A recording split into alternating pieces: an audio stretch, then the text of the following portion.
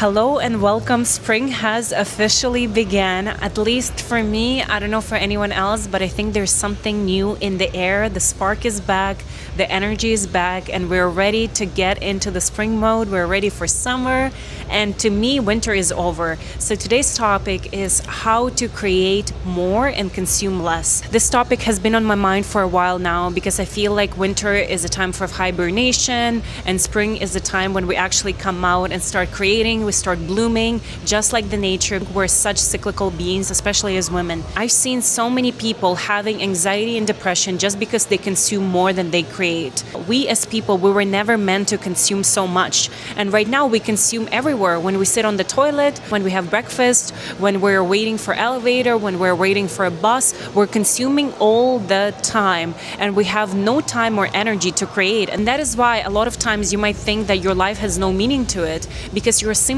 not creating. You're consuming somebody else's ideas. You're consuming somebody else's life. And you have nothing that you create for yourself.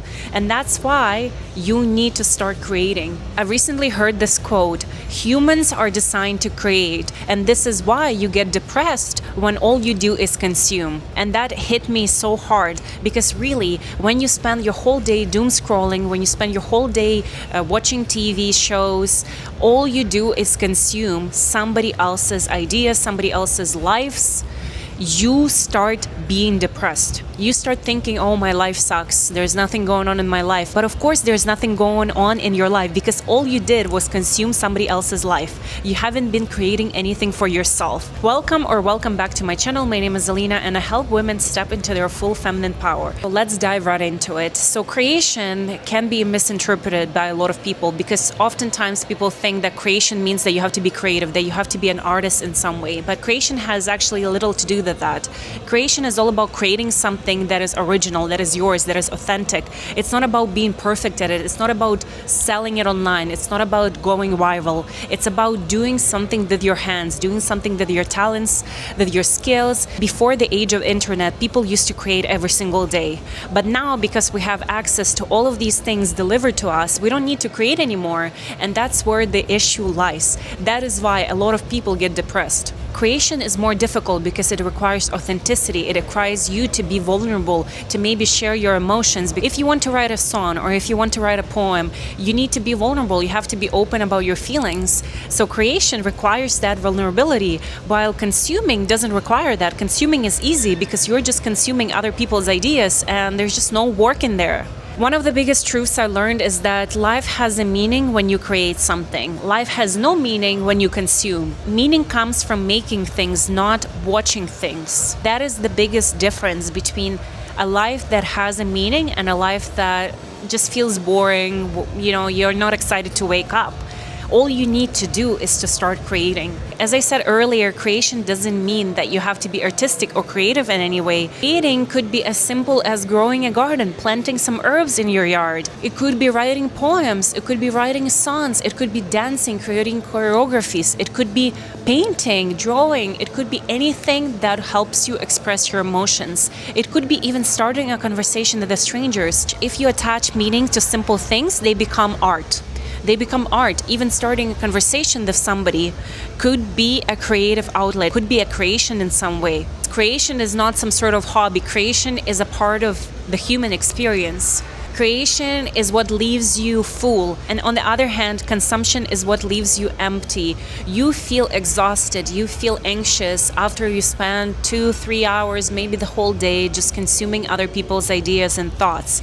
Because observing somebody else's art will never be the same as creating art. Consuming other people's ideas and thoughts will never be the same as forming your own ideas and thoughts. Consuming gives you a feeling that you're engaged, that you're doing something, but it leaves you empty and it doesn't touch the deeper parts of you because it doesn't touch the level of the soul. The biggest irony is that a lot of people put themselves in the category, I'm not creative, I'm not artistic enough, so all they do is consume. instead of creating, but they don't understand that creating means more than just being an artist. Creating is doing things that you love. It's making a home-cooked meal instead of ordering Uber Eats. It's starting a conversation with somebody that's a stranger just because you felt like it. It's finding a topic of interest. It's writing down your thoughts. It's journaling. This is creation because you're creating something that is eternal. It's not something that is fleeting. It's infinite. It's eternal. And that is the biggest difference. I'm about to give you the practical tips on how to actually start creating instead of doom scrolling and consuming over and over again. So number one is you have to break the cycle. You have to go for a walk. You have to stop doing what you're doing. You have to break the cycle. For that, you have to change your environment. You have to start moving your body. You have to change your direction, change your focus onto something else. And the best way is to step outside, to breathe some fresh air, and to change your environment. That is the fastest and the easiest way you're gonna actually break the cycle and start being more in this creative energy. Number two, you have to create the distance between the screen and you. Let's say you're spending hours on your phone or your laptop, or maybe you're watching TV endlessly. You have to create the space between you and the thing that is causing that consumption. So what I like to do is to leave my phone far away. If I'm making a meal, I'm gonna put my phone in a different room so that I'm focused on creating a meal for my family. I'm not checking my social media. I'm not checking any likes. I'm not replying to messages. I'm just simply creating a meal for myself and my husband. I'm not focusing on other things. I've noticed that the bigger the distance, the more difficult it is for me to actually consume. I'm not tending to lean towards my phone. I'm not looking for it when it's not around me. But when it's around me, I get all these notifications and I end up looking at my phone and I end up consuming more because it's just sitting right next to me. But when I don't have it with me, I just don't end up consuming. The same thing applies to any sort of addiction. The bigger the distance, the more difficult it is for you to get it. And this way, you're actually consuming it less and less and less. And you're training your brain to not do it that often. You're training your brain that, it's fine to be in rest. It's fine to be calm. You don't need to always have this stimulation, constant ideas, constant content, constant articles. You don't need that all the time. And your brain starts to remember this. It thinks, oh, you know what? I actually enjoy the quiet. I enjoy the peace. And the peace is so beautiful. When you train your brain to like this calm and peaceful state, you tend to seek it more and more. You no longer want to be in this chaotic and hectic environment. You no longer want to feed yourself this much information. You want to have a peaceful mind, a quiet mind. And the more and more you practice it, the more calm, the more focused you become on actually creating instead of consuming. Number three, start tracking the time that you spend consuming versus creating. Okay, so this one was a big one for me. I didn't realize how much I was consuming before I actually looked at my screen time on my phone. If you didn't know, iPhone or other phones, they have this feature on the phone. You can see how much time you spend in each app every single day.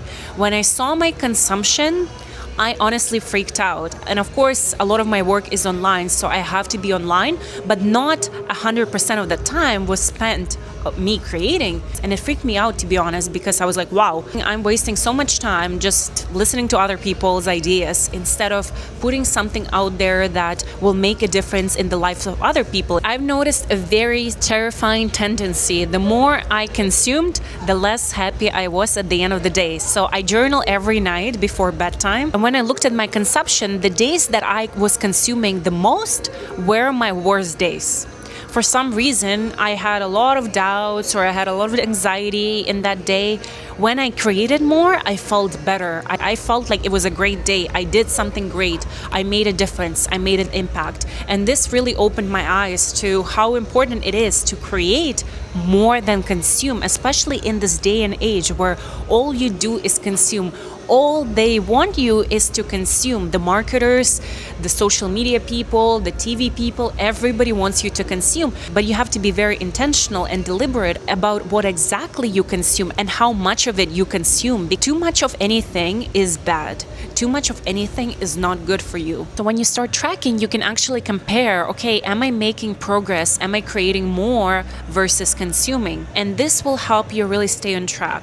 And the thing is, you also need to start very small. Don't start big. Don't say that tomorrow I'm gonna start creating and I'm gonna do it for 5 hours a day. Well, first of all, you probably don't have that much time. You have to be realistic. You have to really audit your days and come up with some times where you can insert those little creation blocks, even if it's 5 to 10 minutes, even if it's writing something down or just expressing your thoughts, or I don't know, being creative in some way, or maybe having a side project, maybe planting something, maybe knitting something, maybe just creating something with your hands, maybe just making a homemade meal. 5 to 10 minutes is a perfect place to start. And then you can increase those blocks to 20 minutes, to 30 minutes, and maybe hours if you feel like it and if you have that time in the day. The biggest thing you need to realize is that you cannot really start big. You have to start small and then increase as you go, because then you'll shock your nervous system. You'll think, oh my God, this is too much. When all you've been doing is consuming, you cannot start big with creation. You have to allow for this gradual increase so that your brain gets comfortable with the idea of creation, so that you have this creative time and your brain doesn't go into the spiral mode and it doesn't get anxious about it,